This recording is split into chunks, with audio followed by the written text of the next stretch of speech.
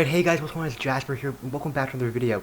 Now today we're going to start a brand new build that I'm calling right now at least the Palace of the Two Rivers.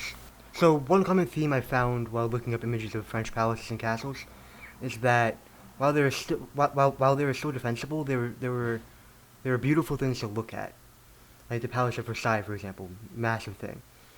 All these other palaces I don't have names for, they all were, yes, strong, defensible stone buildings, but they also had an artistic look to them.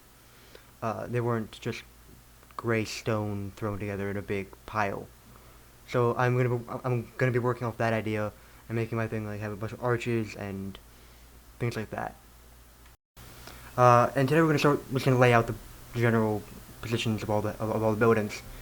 Right now I'm starting with just the outer walls, which I'm using blue wool for. Um, and just to clarify, guys, these aren't definitive.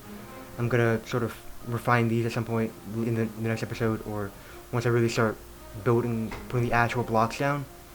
But these are just a sort of guide. These are just sort of guidelines as to what I want, as to where I want things to be.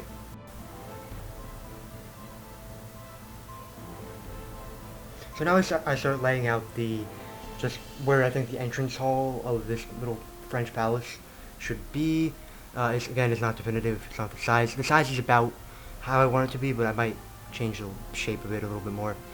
Um, and yeah, so now I've decided, you know what, let's figure out where the sleeping quarters and the sort of residence of this house is.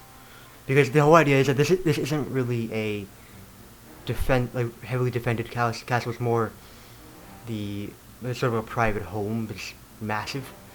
I decided, you know what, I'm gonna include a courtyard for these people, because courtyards are nice, and also it adds just a little bit of difference in the actual structure itself. I just was checking out the sizes. I decided, you know what, I'm gonna adjust where things are a little bit. And yeah, so I decided to expand where the Great Hall was, which was at the area on the far left of the build.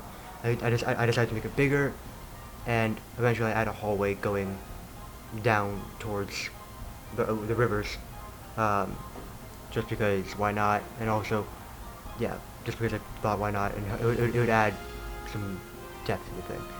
I also decided to expand the actual sleeping quarters, because these are rich people. They deserve big areas to live, and I decided I'm gonna give them a big, like, sort of half moon balcony. It's not exactly half moon. It's more like a shading of a moon. It's like sort of a waning segment of a moon. I don't know.